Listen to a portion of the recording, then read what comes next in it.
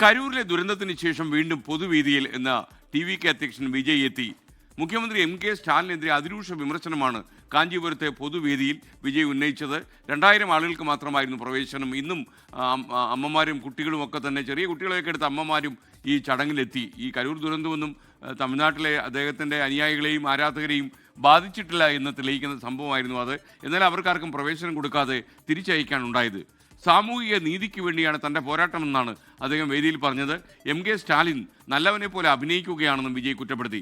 എന്നാൽ ഇന്ന് പ്രത്യേകം ശ്രദ്ധിക്കേണ്ട ഒരു കാര്യം, കേന്ദ്ര സർക്കാരിനെതിരെ ഒന്നും പറയാൻ വിജയ് തയ്യാറായില്ല. വരികൾക്കിടയിൽ വായിക്കുമ്പോൾ അതിലൊരു ചെറിയ രാഷ്ട്രീയം മണക്കുന്നില്ലേ എന്ന് സംശയം. കാഞ്ചീപുരത്ത് നടത്തിയ ഉള്ളരങ്ങ് പരിപാടിയിലായിരുന്നു വിജയുടെ വിമർശനം. TVKക്ക് ആശയമില്ലെന്നാണ് DMK പറയുന്നത്. സാമൂഹിക നീതിയാണ് TVKയുടെ ആശയം.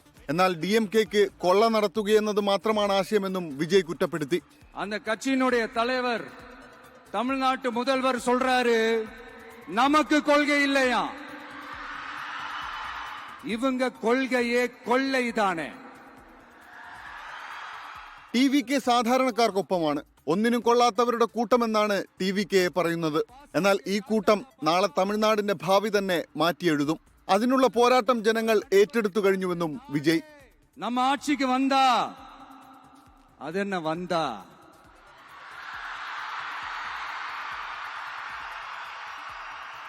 வருவோம்.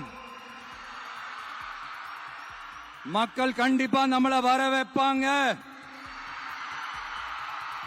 DMKയെ രൂക്ഷമായി വിമർശിച്ചപ്പോഴും കേന്ദ്ര സർക്കാരിനെയോ അണ്ണാ DMKയെയോ ഒന്നും പറയാൻ വിജയ് തയ്യാറായില്ല. കരൂർ ദുരന്തത്തിന് പിന്നാലെ ആദ്യമായി TVK നടത്തിയ പൊതുപരിപാടിയിൽ വിവിധ മേഖലകളിൽ നിന്നായി തിരഞ്ഞെടുക്കപ്പെട്ട 2000 പേരാണ് പങ്കെടുത്തത്. அவர் வந்தா தமிழகம் ரொம்ப நல்லா சிறப்பா போகும்னு ஒரு நம்பிக்கை இருக்கு. அவருக்கு தான் ஓட் போடணும் எல்லாரும். தலைவர் கூட்டத்துக்கு வந்தோம். தலைவர் சொன்ன மாதிரி 2026 நம்ம தலைவர் தான் CM, TVK தான் ജയിക്കും. കരൂരിനെ കുറിച്ച് നിലവിലൊന്നും പറയുന്നില്ലെന്നും അത് പിന്നീട് പറയുമെന്നും വിജയ് പറഞ്ഞു. അതിനിടെ SIRനെതിരെ TVK സുപ്രീം കോടതിയെ സമീപിച്ചു. കരൂർ ദുരന്തത്തിന് ശേഷം ചേർന്ന ആദ്യ യോഗം, 2000-ഓളം പേർ പങ്കെടുത്ത ഈ യോഗത്തിലും കരൂരിനെ പറ്റി ഒന്നും പറഞ്ഞില്ല വിജയ്. മാത്രമല്ല, അക്കാര്യങ്ങൾ പിന്നീട് പറയും എന്നാണ് വിജയ് പറയുന്നത്.